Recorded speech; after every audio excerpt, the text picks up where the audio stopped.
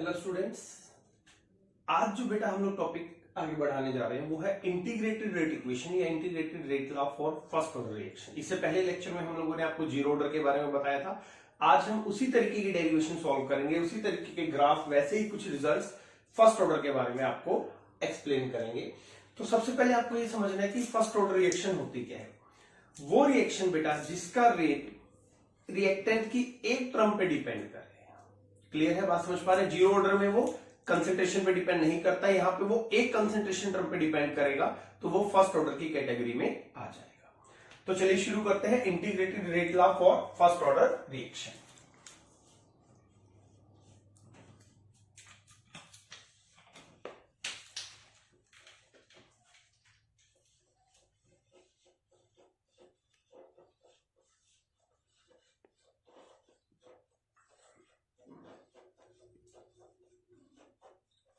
First order reaction, ठीक है।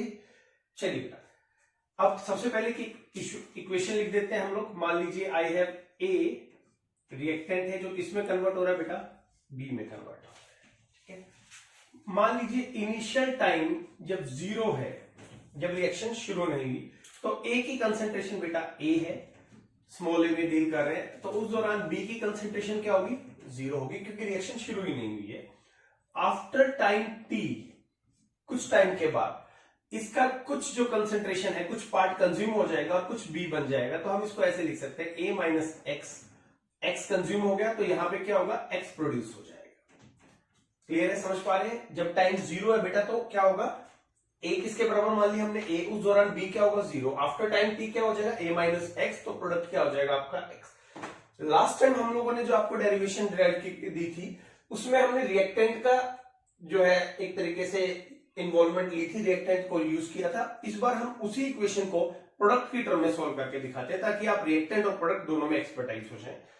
तो चलिए बेटा, कैसे चलती है रिएक्शन वो देखिए। अगर हम इसको जनरल टर्म में डिफरेंशियल लॉ में एक्सप्रेस करें तो हम कहते हैं R इज इक्वल टू, इस बार प्रोडक्ट की टर्म में लेके चलते हैं तो क्या हो जाएगा, dx by dt, change in the concentration of product divided by time taken, x minus ये, तो क्या आ जाएगा आपके dx बाय dt। और अगर हम लोग इसको रेट लॉ की टर्म में लिखे बेटा, तो रेट लॉ की टर्म में क्या आ जाएगा, k, कितनी कंसेंट्रेशन है टाइम t पे, a माइनस एक्स, और इस बार हमारा ऑर्डर क्या है बेटा, फर्स्ट ऑर्डर, ठीक है।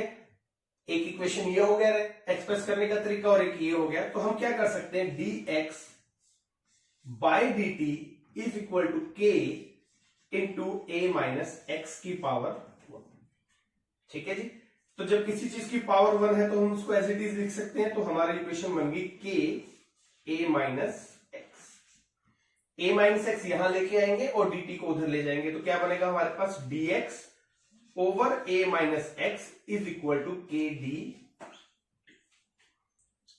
जैसा जीरो ऑर्डर चल रहा था सेम वही तरीका बेटा। नाउ इंटीग्रेटेड बोथ साइड्स, अगर हम इसका इंटीग्रेशन करते हैं बेटा तो यहां पे हमारी वैल्यू आ जाएगी minus ln a minus x is equal to के टी प्लस आई। देखिए यहां जो ये इंटीग्रेशन का तरीका है ना, मैथमेटिक्स वाले तो जानते हैं, मैं बायो वालों के लिए बता देता हूं, बायो वाले भी जानते हैं वैसे, फिर भी एक बार देख लीजिए आप कि भाई कैसे हम लोग इसको डील करते हैं। समझिए, मान लीजिए हमारे पास कोई इक्वेशन है 1 over a minus x into D x, यही इक्वेशन है, इसको हमने किस सेंस में लिख दिया, 1 over a minus x into D x. इसका जो बेटा बेसिक इंटीग्रेशन होता है that is a minus x, इस तरीके से इसको एक्सप्रेस किया जाता है, ठीक है। ln is called natural log, समझ पा रहे हैं आप। तो आपके पास यहां पे इक्वेशन आ जाएगी minus ln a minus x is equal to के टी प्लस आई। तो अब हम क्या करते हैं, आगे अपने डेरिवेशन को बढ़ाते हैं। तो हमारी इक्वेशन आ गई बेटा जी ln a minus x is equal to के टी प्लस आई, और आई क्या है हमारा, इंटीग्रेशन कांस्टेंट। तो मानिए अगर हम इस इक्वेशन में जैसे जीरो ऑर्डर में किया था बेटा, if time t is equal to zero, यानी कि रिएक्शन शुरू ही नहीं हुई है, उस दौरान क्या होगा, ln a minus x k t plus I. मैं दोबारा इक्वेशन लिख रहा हूं, if time t is equal to zero, ये वाली टर्म हमारी जीरो हो जाएगी। और अगर टाइम जीरो है बेटा तो x क्या होता है समझिए, अगर टाइम जीरो है तो x की वैल्यू उस टाइम पे क्या होगी, दैट इज जीरो। तो क्या बचेगा हमारे पास, minus ln a is equal to I. समझ पा रहे हैं? ऐसे ही कुछ हमने जीरो ऑर्डर में किया था। तो अब क्या करना है बेटा जी, आई की वैल्यू को हम यहां पुट करेंगे, तो क्या आ जाएगा हमारे पास, minus ln a minus x is equal to के टी माइनस ln a। ठीक है, समझ पा रहे हैं? अगर इसको इधर ले जाए तो क्या होगा, that is ln a minus ln a minus x is equal to k. इस सेंस में भी लिख सकते हैं इसको, ln a over a minus x. log a minus b क्या होता है बेटा, log a बाई बी। तो हम क्या कर सकते हैं, ln a minus ln a minus x को क्या लिख सकते हैं, ln a over a by x. और नेचुरल लॉग की वैल्यू आपको पता है क्या लिखी जा सकती है, 2.303 log। यहां जो log है वो log टू द बेस 10 के फॉर्म में हम इसको कन्वर्ट कर रहे हैं। तो अब यहां हमारी इक्वेशन क्या बन गई, kt is equal to 2.303 log a over a minus x. ठीक है, अभी a को अगर आप ध्यान से देखें बेटा, a क्या होता है यहां पर, इनिशियल कंसेंट्रेशन है, तो we can also replace it by a naught. तो कुछ बुक क्या यूज कर सकती है, a नोट कर सकती है। a माइनस एक्स क्या होता है बेटा, कंसेंट्रेशन एट टाइम t। याद कीजिए लास्ट लेक्चर में आपने समझा था, तो ये क्या हो सकता है, a से रिप्रेजेंट हो सकता है। तो इसी फॉर्मूलाज को हम इस ढंग से भी लिख सकते हैं कि kt is equal to 2.303 log a naught by a। ठीक है, ये हमारा तरीका होगा इसको एक्सप्रेस करने का। तो अगर हम इसको आगे लेके चलते हैं तो हम कैसे रिप्रेजेंट कर सकते हैं, देखिए kt is equal to 2.303 log a naught by a। अब अगर हमें k सॉल्व करना है बेटा, तो t इधर आ जाएगा, that is 2.303 by t log a naught by a। तो ये बन गया हमारा k का फॉर्मूला। समझ पा रहे हैं? आप इसको रिएक्टेंट की टर्म में भी सॉल्व कर सकते हैं, लेकिन क्योंकि जीरो ऑर्डर को हम रिएक्टेंट की टर्म में कर चुके हैं, तो इस बार हम चाह रहे हैं कि भाई हम इसको प्रोडक्ट की टर्म में भी एक बार समझ लें।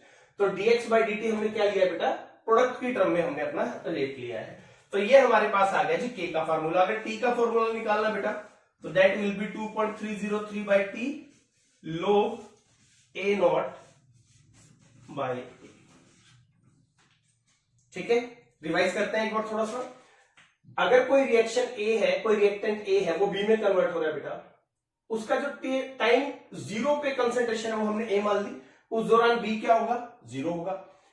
आफ्टर टाइम T A में से कुछ कंज्यूम हो जाएगा, वो हमने मान लिया। बचेगा क्या, A माइनस एक्स। एक्स तो प्रोडक्ट में कन्वर्ट हो गया, तो बचा क्या, A माइनस एक्स। तो प्रोडक्ट क्या बनेगा, X बनेगा।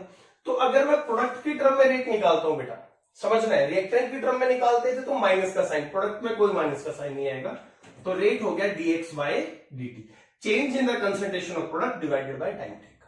आप रिएक्टेंट की टर्म में भी ले सकते हैं, प्रोडक्ट की में भी ले सकते हैं। लास्ट टाइम हम लोगों ने क्योंकि रिएक्टेंट को आपको समझा दिया था, इस बार हम प्रोडक्ट की टर्म में इसको जस्टिफाई करेंगे। और रेट क्या होता है, रेट लॉ की टर्म में r equal to k, concentration की पावर n। अभी कंसेंट्रेशन कितनी है बची, a माइनस एक्स और पावर n को हम किससे रिप्लेस कर देंगे, 1, क्योंकि हमारा ऑर्डर फर्स्ट ऑर्डर। तो जब इस क्वेश्चन को आगे बढ़ाते हैं बेटा, dx बाई dt हमने किसके इक्वल ले लिया, k into a minus x की पावर 1। पावर को हटा देंगे, कोई फर्क नहीं पड़ेगा, a माइनस एक्स नीचे ले आए, dt ऊपर ले गए, और अब इसका हमने इंटीग्रेशन कर दिया। यहां आपको ये बात समझनी है कि जो इसका इंटीग्रेशन होता है, इसकी वैल्यू आती है minus ln a minus x. Clear है? और यहां पे क्या है आपके पास, dt का इंटीग्रेशन t हो जाएगा, k कांस्टेंट है, और i क्या आ जाएगा, इंटीग्रेशन कांस्टेंट। तो इस इक्वेशन को हम यहां लेके चल रहे हैं, और फिर क्या कर रहे हैं, जैसे जीरो ऑर्डर में करते हैं बेटा, टाइम को जीरो कंसीडर करते हैं एक बार। तो if time t is equal to zero, यही इक्वेशन मैंने दोबारा लिखी है। अगर टाइम जीरो है तो kt जीरो हो जाएगा, सॉरी, माइनस ln x कितना हो जाएगा टाइम जीरो पे, जीरो हो जाएगा। तो ये टर्म भी आपकी जीरो होगी, बचा क्या, minus ln a is equal to I. तो हम क्या करेंगे बेटा, i की जगह माइनस ln a को पुट कर देंगे। तो हमने क्या किया, i की जगह क्या पुट कर दिया, माइनस ln a। इसे हम जब इधर ले जाएंगे तो पॉजिटिव हो जाएगा, minus ln a minus ln a minus x is equal to kt। अब इसको इस ढंग से भी लिखा जा सकता है बेटा कि kt इधर ले लिया, ln a माइनस x को क्या लिखेंगे, ln a over a minus x, log a minus log b is equal to log a by log b। ठीक है, तो क्या हो जाएगा आपके पास, ये इक्वेशन बन जाएगी। यहां एक चीज और इंट्रोड्यूस किया हम लोगों ने कि भाई a जो है वो क्या है हमारी बेटा जी, इनिशियल कंसंट्रेशन है, और ये क्या है, कंसंट्रेशन एट टाइम t है। तो आप इसको a नोट बाई a की टर्म में भी लिख सकते हैं। ठीक है, तो हमने क्या किया, a नोट बाई a की टर्म में लिया, t इधर ले गए, k निकल गया, और ऐसे ही हमारा t भी निकल सकता है। क्लियर है, एक बार इसको नोट डाउन कर लो अच्छे से। ठीक है बेटा, इतना समझ में आ गया। अब जैसे जैसे जीरो ऑर्डर में किया था वैसे ही हम लोग फर्स्ट ऑर्डर में करेंगे। तो सबसे पहले बात है कि हाफ लाइफ पीरियड कैसे निकलती है फर्स्ट ऑर्डर की केस में। हाफ लाइफ पीरियड रिप्रेजेंट किससे करते हैं बेटा, टी। होता क्या है, वो टाइम जिसमें आपकी इनिशियल कंसंट्रेशन आधी रह जाए। क्लियर है, या दूसरे शब्दों में क्या कहें हम, जो बची हुई कंसंट्रेशन है वो इनिशियल से हाफ हो, बात तो वही है, इनिशियल आधी रह जाए, सोच के देख रहे हैं, या फिर बची हुई कंसंट्रेशन इनिशियल की हाफ हो जाए, तो उस टाइम पीरियड को हम क्या कहते हैं, हाफ लाइफ पीरियड। तो यहां हम क्या करते हैं बेटा, टी वाले फॉर्मूले में हाफ लाइफ पीरियड निकालने की कोशिश करते हैं। तो टी हाफ क्या हो जाएगा हमारे पास, 2.303 बाई के, यहां भी के कर लीजिए आप, के आ जाएगा यहां पर, क्योंकि के लिया है तो टी आएगा, टी लिया है तो के आ जाएगा। 2.303 बाई के लोग ए नोट, कौन सी कंसेंट्रेशन है, इनिशियल। अब बची हुई कंसेंट्रेशन क्या होती है बेटा, अगर हाफ लाइफ पीरियड आ जाए, बची हुई कंसेंट्रेशन भी इनिशियल का हाफ होती है। ठीक है भाई, 1 लीटर है, आप रिएक्ट करवा रहे हैं, हाफ लाइफ पीरियड का मतलब क्या है, वो आधा लीटर रह जाए। अब आधा लीटर को आप क्या बोल सकते हैं, 1 का हाफ, तो इनिशियल का हाफ, इनिशियल 1 था उसका हाफ, ए नोट का हाफ। ठीक है, तो क्या हो जाएगा, यहां पे ये कैंसिल आउट होगा, लोग 2 ऊपर चला जाएगा, तो टी हाफ क्या बनेगा बेटा हमारे पास, 2.303 बाई के log 2 आ जाएगा। ठीक है, क्लियर है ये बात। तो अब इसको अगर हम लोग आगे बढ़ाते हैं बेटा, तो यहां पर हमें पता है कि log 2 की वैल्यू क्या होती है, 2.303 बाई के log 2 की वैल्यू अगर हम लोग निकाल के रखें, दैट इज 0.3010, तो हम यहां क्या कर देंगे, log 2 की सीधी वैल्यू इंप्लीमेंट कर देंगे, log 3010, तो टी हाफ लाइफ सोल्व होके हमारे पास आ जाएगा 0.693 बाई। तो ये है हाफ लाइफ के लिए हमारे पास। ठीक है, समझ पा रहे हैं इस बात को। अब इनकी ग्राफिकल रिप्रेजेंटेशन, पहले ग्राफिकल रिप्रेजेंटेशन पढ़ते हैं और फिर इनके जो ऑब्जेक्टिव में शॉर्टकट ट्रिक्स यूज होते हैं बेटा वो डिस्कस। क्लियर है, तो सबसे पहले एक बार हम लोग इनका ग्राफिकल रिप्रेजेंटेशन को स्टडी करते हैं, जैसे हमने जीरो ऑर्डर में भी किया। फर्स्ट ग्राफ जो होता है बेटा वो इनिशियल ग्राफ होता है, ये वाला आपका डेरिवेशन यूज होगा, ये वाला आपकी इक्वेशन यूज होगा ये। ठीक है, अब मान लीजिए जो है रेट वर्सेस ए, याद रखिएगा ए नोट क्या हो सकता है, इज इक्वल टू ए, और बेटा जी ए क्या होता है, ए माइनस एक्स। ठीक है, तो अब इनका रिलेशन देखिए बेटा, आर और ए माइनस एक्स, या इसका मैं इसको इस टर्म में लिख देता हूं, आर इज इक्वल टू के ए की पावर। तो अगर आप ए को बढ़ाएंगे बेटा, ट्वाइस कर रहे हैं, थ्राइस कर रहे हैं, तो आर भी बढ़ेगा, समझ पा रहे हैं। तो क्या होगा बेटा, ये आपका डायरेक्टली प्रोपोर्शनल, ए बढ़ेगा तो आर भी बढ़ेगा, क्योंकि इस बार ऑर्डर क्या है 1। अगर ऑर्डर 0 होता है याद कीजिए तो इंडिपेंडेंट आता है, क्योंकि उस जीरो ऑर्डर में क्या होता है, कंसेंट्रेशन का रेट पर कोई इफेक्ट नहीं पड़ता है। चलिए बी, टी हाफ का रिलेशन देखते हैं। ठीक है, सेकंड रिलेशन हम लोग जो डिस्कस करने जा रहे हैं टी हाफ का रिलेशन है। अब टी हाफ का रिलेशन किससे है, इनिशियल कंसेंट्रेशन। तो आप टी हाफ वाले फार्मूले पे आ जाइए, ये आपका सेकंड ग्राफ शो करेगा। अभी क्या रिलेशन है इनिशियल के साथ, इनिशियल तो है नहीं फॉर्मूले में, इसका मतलब फर्स्ट ऑर्डर रिएक्शन का half life period initial concentration पे डिपेंडेंट नहीं होता है। तो अगर आप कंसंट्रेशन में कुछ भी बदलाव करेंगे तो half life period will remain same. For example मैं आपको समझाता हूं, मान लीजिए मेरे पास कोई चीज है बेटा, 100 ग्राम्स कोई चीज है जो फर्स्ट ऑर्डर को फॉलो कर रही है, ठीक है, और इसका हाफ लाइफ पीरियड है 10 मिनट्स का। हाफ लाइफ पीरियड कितना है? 10 मिनट्स का, और अमाउंट कितना है? 100। तो 10 मिनट के बाद अगर ये रिएक्ट कर रही है तो कितनी बचेगी हमारे पास? 50 ग्राम्स, आधी हो जाएगी। तो अगले 10 मिनट के बाद क्या बचेगा? 25 ग्राम्स, और हाफ हो जाएगी। और अगले 10 मिनट्स के बाद क्या हो जाएगा बेटा? 12.5 ग्राम। तो समझिए 100 है अगर कंसंट्रेशन तो भी हाफ लाइफ पीरियड हमारा 10 होता है, 50 है तो भी 10 होता है, 25 है तो भी 10 होता है। इसका कंसंट्रेशन पे कोई रिलेशन या कोई इफेक्ट नहीं होता है, इसीलिए हम इसको इंडिपेंडेंट शो करते हैं। ठीक है, नोट कर लो एक बार इसको, फिर थर्ड और फोर्थ ग्राफ और आपको समझाते हैं। थर्ड ग्राफ की बात करते हैं बेटा, हो गया होंगे नोट होंगे। अब देखिए थर्ड ग्राफ किसके वर्सेस है हमारे पास? log A0 by A, log A0 by A versus T का ग्राफ होता है, वर्सेस T का ग्राफ। ठीक है, तो हम इसको कैसे रिप्रेजेंट करेंगे? log A0 by A versus T। अब स्ट्रेट लाइन इक्वेशन फिर से याद कीजिए, क्या कहती है? mx plus c, y is equal to mx plus c। अब y और x के वर्सेस ग्राफ है, तो m क्या होगा इस केस में? याद कीजिए दोबारा, स्लोप, और c क्या हो जाएगा बेटा? इंटरसेप्ट हो जाएगा। ये चीजें आपने ध्यान रखनी, क्योंकि एग्जाम में पूछी जाती है कि पर्टिकुलर रिएक्शन का या पर्टिकुलर ग्राफ का इंटरसेप्ट क्या होगा या उसका स्लोप क्या होगा। ठीक है, तो अब ये इक्वेशन जो है बेटा, ये हम यहां से डिराइव करते हैं, इस दैट इज थर्ड। तो मैं एक बार इसको लिखता हूं बेटा, कि T is equal to 2.303 log A0 by, ठीक है जी। तो अगर हम इसको यहां ले जाएं तो क्या हो जाएगा हमारे पास? KT over 2.303 log A0 by, तो इसको y मान लेते हैं, दैट इज mx, और c हमारे पास है ही नहीं इस केस में, ये हमारा mx हो जाएगा, और c क्या है यहां पर? कुछ भी नहीं है। तो अगर c की वैल्यू कुछ भी नहीं है, 0 है बेटा, इसका मतलब ग्राफ हमेशा ओरिजिन से शुरू। तो अब इसका रिलेशन देख लीजिए आप, इसका रिलेशन किसके साथ? t के साथ। क्या रिलेशन आ रहा है? डायरेक्टली प्रोपोर्शनल आ रहा है। क्लियर है? और बचा हुआ क्या है बेटा? k over 2.303। अब सोचिए ये क्या होगा? स्लोप होगा कि इंटरसेप्ट होगा? ये आपका स्लोप हो जाएगा। Straight line start from origin, और स्लोप क्या आ जाएगा यहां पे हमारे पास? k over 2.30। क्लियर है? तो ये थर्ड ग्राफ है बेटा, जो आपको बहुत अच्छे से करना है। तो बेटा C को समझने के बाद हम लोग एक ग्राफ और स्टडी करते हैं, और that will B graph D। अभी यहां क्या है बेटा हमारे पास? ये ग्राफ होता है log A वर्सेस T का ग्राफ होता है।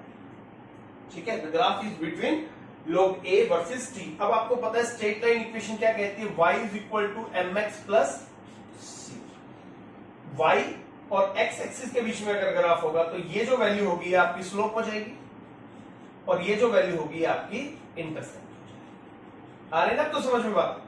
चलिए, अब कौन सी इक्वेशन इसको जस्टिफाई करेगी वो ढूंढते हैं। मान लीजिए हम इस इक्वेशन को दोबारा लेके चलते हैं, तो क्या हो जाएगा बेटा? इक्वेशन क्या है हमारी? KT is equal to 2.303 log A0 by 2.303 को यहां ले आए तो क्या हो जाएगा? KT over 2.303 is equal to log, और log A बाय B को हम क्या लिख सकते हैं बेटा? log A minus log B। समझते हैं ना log का ये रिलेशन? आप A बाय B क्या होता है? log A minus log B। तो अब इस इक्वेशन को ध्यान से देखिए बेटा, ये हमें y एक्सिस पे चाहिए और t हमें कहां चाहिए? x एक्सिस पे। तो हम log A को यहां लेके आएंगे और KT वाली वैल्यू को उधर ले जाएंगे, तो क्या बन जाएगा? log A is equal to log A0 as it is रखेंगे, और ये जब उधर जाएगी तो क्या हो जाएगी? Minus KT over 2.30। ये वो इक्वेशन है बेटा जिसपे ये ग्राफ ड्रॉ किया जाता है। रीजन ये हमारी सारी कंडीशन फुलफिल कर रही है, ये वाई एक्सिस भी है हमारे पास, ये एक्स एक्सिस भी है हमारे पास। तो अब देखिए क्या रिलेशन होगा, log a और t का रिलेशन देखिए डायरेक्टली है लेकिन नेगेटिव का साइन है, तो क्या आएगा, इनवर्स आएगा।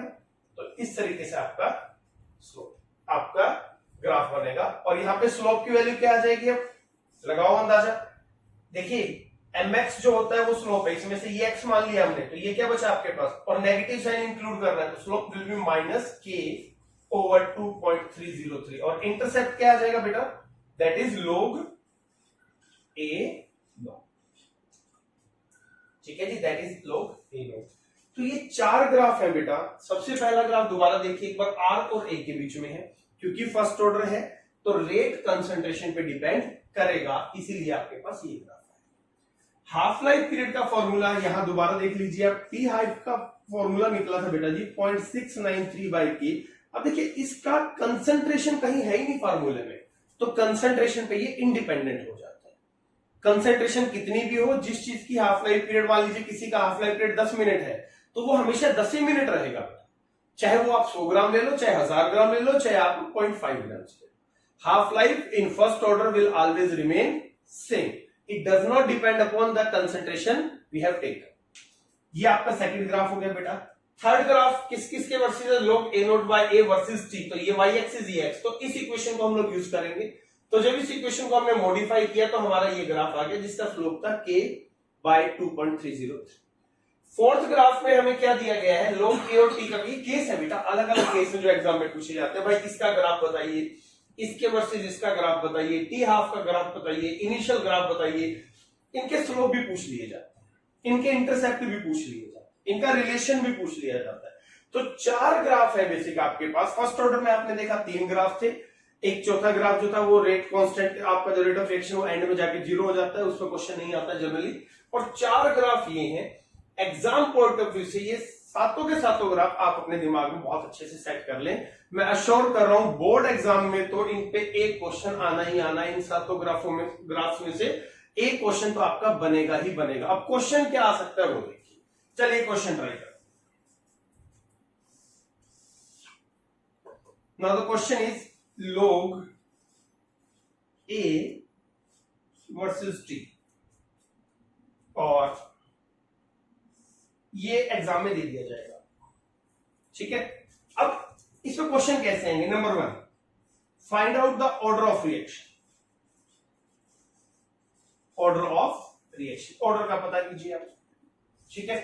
Number 2 unit of rate constant बताइए, यूनिट ऑफ रेट कांस्टेंट बताइए। नंबर 3 स्लोप की वैल्यू बताइए। नंबर 4 इंटरसेप्ट की वैल्यू बताइए। नंबर 5 इस ऑर्डर का हाफ लाइफ पीरियड का फॉर्मूला बताइए। तो आपको एक ग्राफ देखिए वेरियस क्वेश्चन जनरेट कर सकते हैं, ठीक है जी। तो मोस्ट प्रोबेबली बेटा हमारे लेवल पे जो एग्जाम में आता है 0 ऑर्डर, फर्स्ट ऑर्डर, और रेयरली कॉम्पिटिटिव एग्जाम में सेकंड ऑर्डर आता है। इसके बाद हम लोग सेकंड ऑर्डर को भी डिस्कस करेंगे।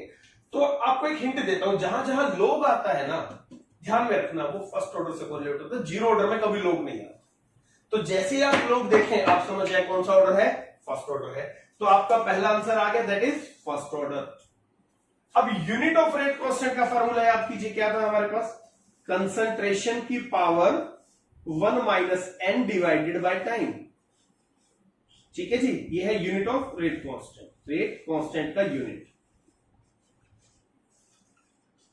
अभी क्या हो जाएगा, मोल पर litre 1 minus 1 divided by second, cancel out हो जाएगा, आंसर आ जाएगा सेकेंड इनवर्स। ये आपका सेकेंड पार्ट है जो आएगा।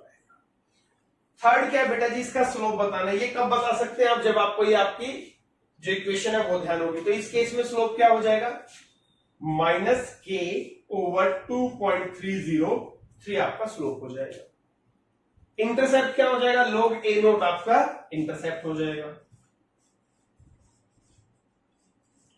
हाफ लाइफ का फॉर्मूला क्या हो जाएगा, क्योंकि फर्स्ट ऑर्डर है तो आपका हाफ लाइफ का फॉर्मूला बन जाएगा t half is equal to 0.693/k। Clear है, आ रही है बात समझ में।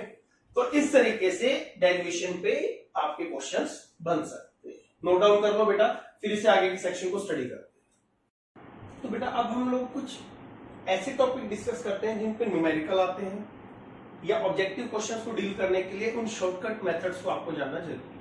ठीक है जी। तो चलिए एक क्वेश्चन पूछता हूं आपसे। मान लीजिए आई हैव ए कंपाउंड, मेरे पास एक कंपाउंड है X और मेरे पास ये 50 ग्राम्स होता है। ठीक है, और फर्स्ट ऑर्डर का रिएक्शन फॉलो कर रहा है। कौन सा ऑर्डर है हमारे पास? फर्स्ट। इसका जो हाफ लाइफ पीरियड है बेटा वो है 20 मिनट। ध्यान से समझिएगा, कंपाउंड क्या मान लिया X, कितने ग्राम ले लिया? 50 ग्राम्स। ऑर्डर कौन सा है? First order. Half life period क्या है? 20। तो मुझे ये बताइए कि इस कंपाउंड को 100% कंज्यूम होने में कितना टाइम लगेगा? How much time will be required to consume 100% of this compound? सोचिए आप लोग। ठीक है, समझ पा रहे हैं? लगाइए दिमाग। चलिए, तो आंसर क्या आ जाएगा आपका? बहुत सारे स्टूडेंट्स का आंसर आया हुआ, दैट इज 40 मिनट्स। ये आंसर 100% गलत है। देखिए कैसे, मैं आपको थ्योरेटिकली समझाता हूं। देखिए कंपाउंड कितना लिया था हम लोगों ने? 50 ग्राम्स। हाफ लाइफ पीरियड कितना है? 20 मिनट। तो 20 मिनट के बाद कितना बचेगा? After 20 minutes 25 grams. और फिर अगले 20 मिनट के बाद कितना बचेगा? अब ये मत सोचना कि 0 हो जाएगा बेटा, अब वो 25 का आधा बचेगा, दैट इज 12.5। अगले 20 मिनट के बाद क्या हो जाएगा? That is something 6.75। ऐसे ही सो ऑन। तो समझिए वैल्यू क्या चली जाएगी? डेसिमल्स में ऐसे चले जाएगी। तो याद रखना है बेटा, जो compound first order reaction follow करते हैं वो कंपाउंड कभी 100% कंज्यूम होते ही नहीं। ये बात आपको अपने दिमाग में बिठानी है। और खासकर इस कैटेगरी में कौन से कंपाउंड आते हैं बेटा? Radio active compounds. तो अगर कोई आपसे पूछे कि रेडियो एक्टिव कंपाउंड कितनी देर में कंज्यूम होगा, तो यू हैव टू से it will never ever consume. 100% consume हो ही नहीं सकता है। क्लियर है ये बात? समझ पा रहे हैं? चलिए जी, तो अब सवाल ये आता है कि इसी क्वेश्चन को हम थोड़ा सा चेंज करते हैं। X है मेरे पास बेटा जी, मान लीजिए वो है 50 ग्राम्स, और वो हमसे पूछता है कि बताइए after 3 half lifes, after 3 half lifes कितना अमाउंट बचेगा? अमाउंट लेफ्ट कितना बचेगा? अब एक तरीका तो क्या है, आप थ्योरेटिकल लगा लें कि भाई 50 ग्राम्स है हमारे पास, तो 20 मिनट का हाफ लाइफ है, उसने हमें 3 हाफ लाइफ दिए, तो फर्स्ट हाफ लाइफ के बाद 25 बच जाएगा, सेकंड के बाद 12.5 बचेगा, और आफ्टर दैट 6.75। ये तो हो गया हमारा जनरल सा तरीका। लेकिन अगर ये हाफ लाइफ यहां पे 10 हो जाए, 9 हो जाए, अगर ये वैल्यू 50 के बजाय 7.3 हो जाए, या हो ही ना X हो जाए, इन दैट केस तब आप इस तरीके का जो आपका स्ट्रेट फॉरवर्ड मेथड है बेटा वो फॉलो नहीं करेंगे। तो यहां एक स्पेशल मेथड लगेगा जिससे फटाक से आपका आंसर आएगा। तो उसी मेथड को हम लोग स्टडी करते हैं। टॉपिक का नाम है amount left after n half lifes. Amount left after n half lifes. या फिर क्वेश्चन पूछा जा सकता है what percentage will be left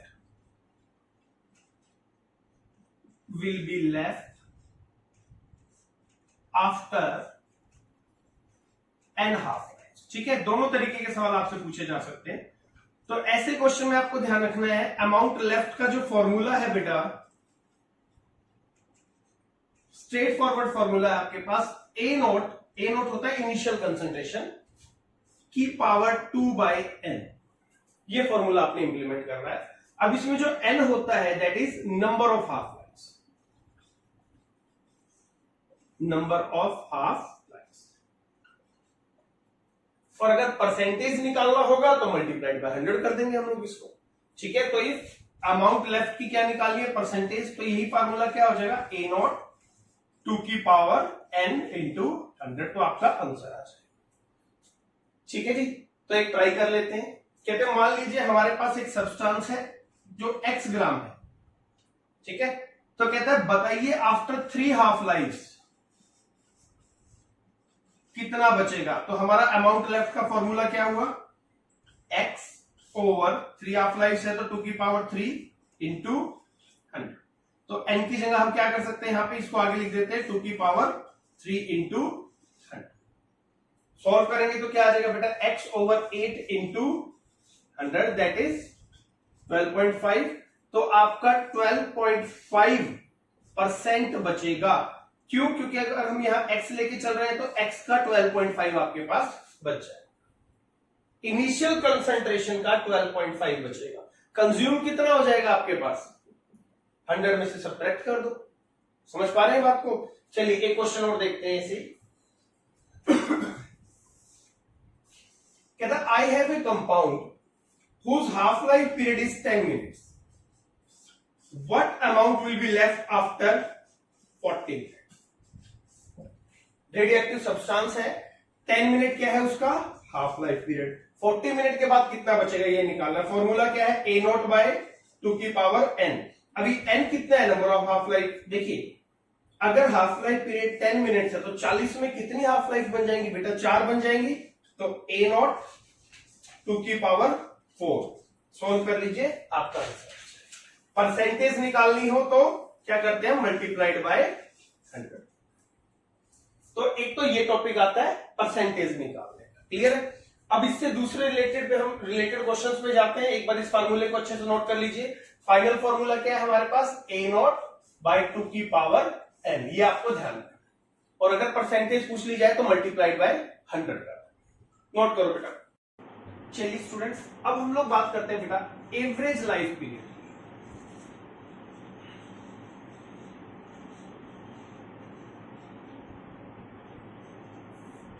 denoted by to.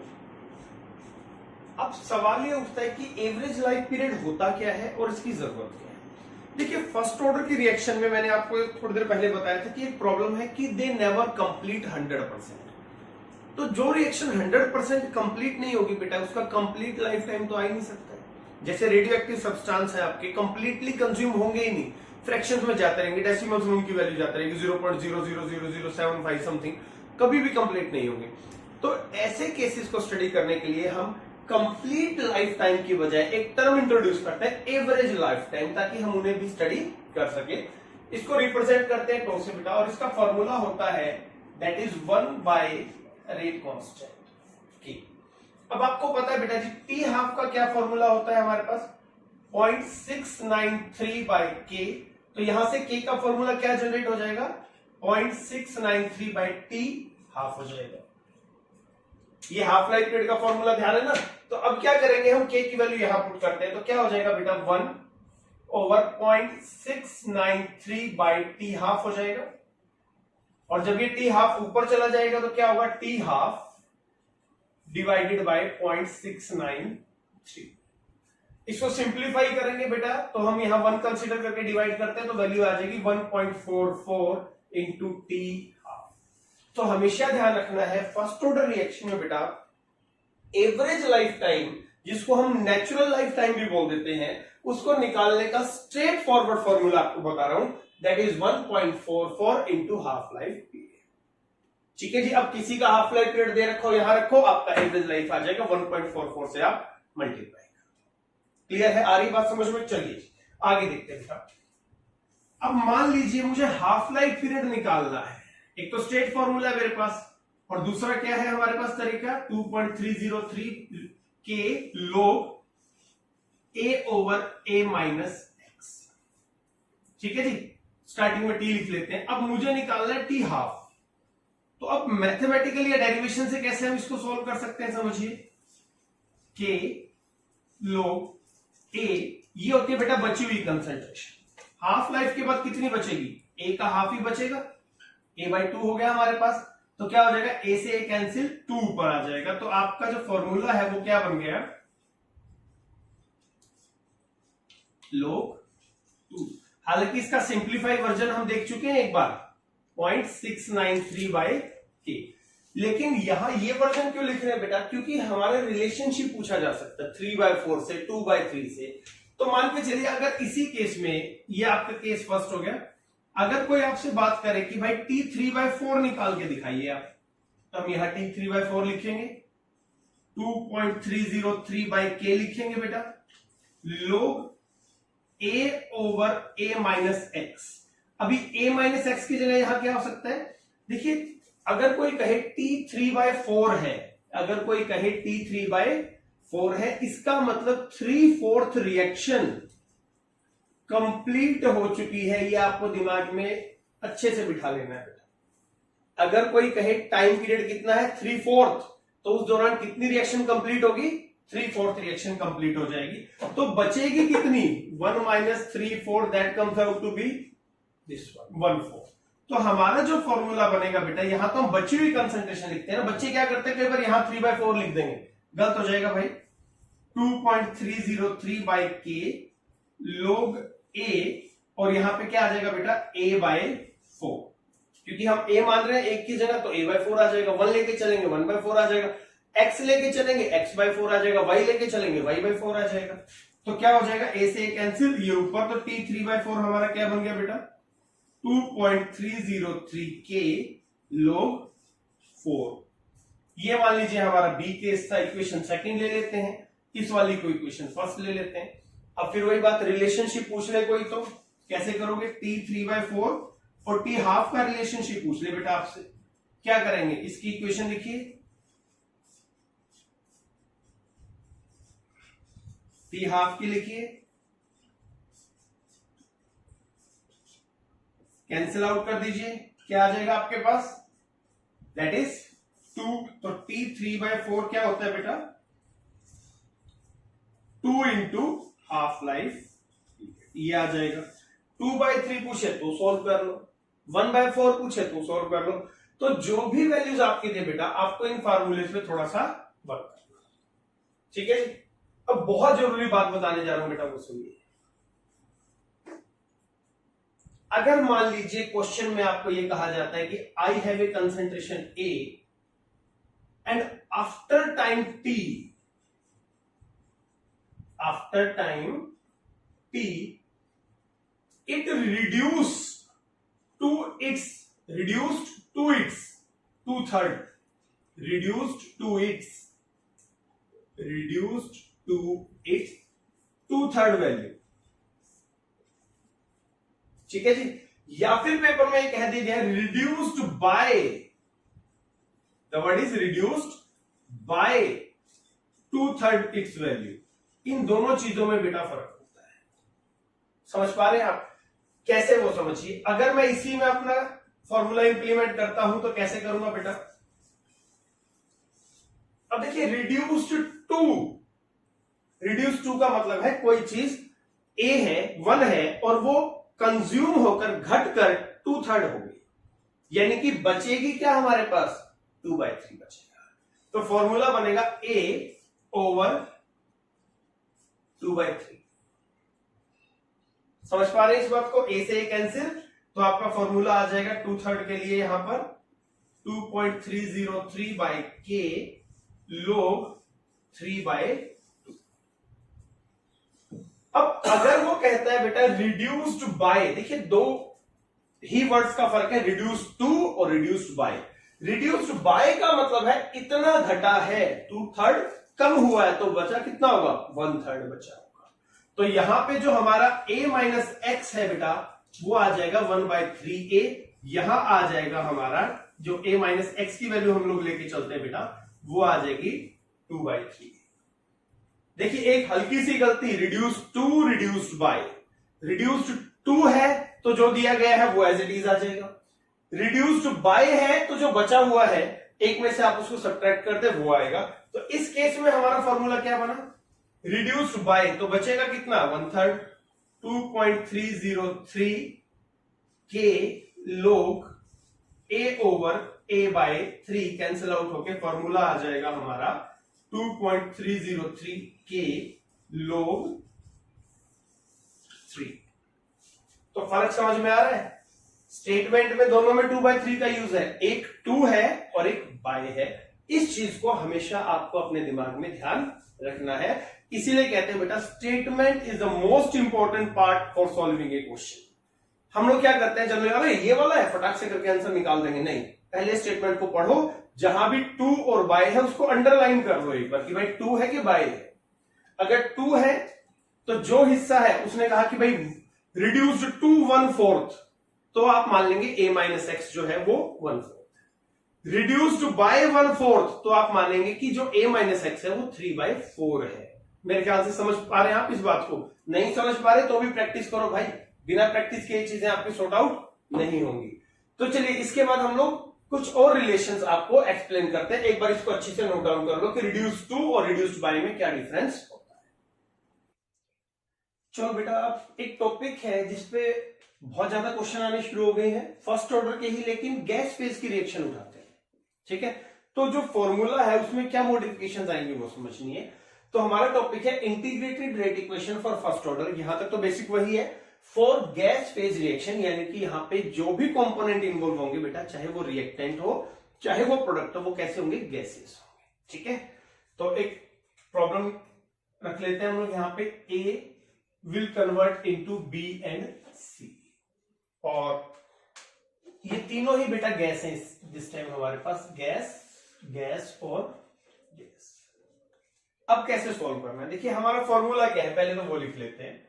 That is K is equal to 2.303 T, अगर T की टर्म में लिख रहे हैं, initial concentration of reactant divided by concentration at time T। ठीक है, तो जब हम इसको प्रेशर की टर्म में लिखेंगे बेटा, तो आप समझिएगा हम क्या लिख सकते हैं, K is equal to 2.303 by T लोग, पहले तो कंसंट्रेशन की टर्म में ऐसे लिख सकते हैं हम A माइनस एक्स। ए क्या है? इनिशियल कंसंट्रेशन, और A माइनस एक्स क्या होती है बेटा? बची हुई कंसंट्रेशन उस टाइम पे। ठीक है, चलिए अब एक बार इसको यहां देखते हैं कैसे कर सकते हैं हम लोग। अब मान लीजिए बेटा when time t is equal to 0, ये हमारी इनिशियल कंसंट्रेशन है, that is P naught, initial pressure. This time we deal with the pressure.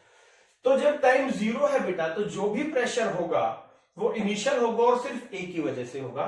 तो उस दौरान बी और सी गैस क्योंकि बनी ही नहीं है, तो उनकी वजह से कोई प्रेशर कंसीडर नहीं किया जाएगा। ठीक है, आफ्टर टाइम टी क्या होगा बेटा? ए थोड़ा कंज्यूम होगा, तो इसका प्रेशर भी कम हो जाएगा। मान लीजिए वो हम मान लेते हैं पी, तो बी क्या आएगा? पी, और ये भी क्या आएगा? पी स्टोइकियोमेट्रिक 1 है, तो ऐसे ही हम 1p और 1p रखेंगे। अगर हाफ होता तो हाफ पे आ जाता, लेकिन बेसिक जो फॉर्मूला होता है उसमें हम 1:1 का लेके चलते हैं। ठीक है जी, तो अब पी टोटल क्या बन गया बेटा हमारा? पी टोटल होता है ये वाली वैल्यू, ये आपकी वैल्यू जो है। तो हम देखते हैं क्या बनेगी, P naught minus P plus P plus P. तो माइनस और प्लस कैंसिल हो जाएंगे, क्या बचा बेटा? Is equal to P total. लेकिन अगर आप ध्यान से देखें तो हमारा जो फॉर्मूला है उसकी डिमांड क्या है वो देखिए, 2.303 बाय टी लोग initial pressure and pressure at time T, यानी कि ये हमें चाहिए। याद कीजिए a माइनस एक्स, इसको हम a की तरह ले और इसको a माइनस एक्स, तो क्या आ जाएगा यहाँ पे? पी नॉट माइनस पी आ जाएगा। हमने क्या निकाल लिया बेटा? पीटी, यानी कि टोटल प्रेशर, लेकिन पीटी की तो रिक्वायरमेंट है ही नहीं यहाँ पे हमें। तो हम क्या करते हैं, यहां से पी को सॉल्व करने की कोशिश करते हैं। तो क्या आ जाएगा जब पी सॉल्व करेंगे तो पी प्लस है, सॉरी यहां पर, तो क्या आ जाएगा बेटा? पी आ जाएगा आपका PT minus P naught, P आ जाएगा पीटी माइनस पी नॉट। अब ये जो पी की वैल्यू है ये हम यहां इंप्लीमेंट करेंगे, तो क्या बनेगा? K is equal to 2.303 by T log P naught divided by, इसको यहां रखेंगे हम लोग, P नॉट माइनस, अब P की वैल्यू क्या है? PT minus P naught. चलिए बेटा अब इस पार्ट को सॉल्व करते हैं। तो K is equal to 2.303 by T log P naught, क्या आ जाएगा? P naught minus PT minus minus plus plus P naught. तो फाइनल रिजल्ट जो है बेटा गैसियस फेज में हमारा, बहुत जरूरी है याद रखना, न्यूमेरिकल में बहुत ज्यादा रिक्वायरमेंट पड़ेगी इस टॉपिक की आपको, और माइनस पीटी इसको तो एक जगह रख लो नोट करके, भले ही डिराइव आपको ध्यान रहना रहे, रिजल्ट जरूर याद रखना है बेटा। किसका रिजल्ट है? Integrated rate equation for first order in case of gaseous phase reaction. आ रही है बात समझ में? चलिए ये नोट कर लो, फिर नेक्स्ट सेक्शन में हम इसके न्यूमेरिकल टॉपिक को डिस्कस करें।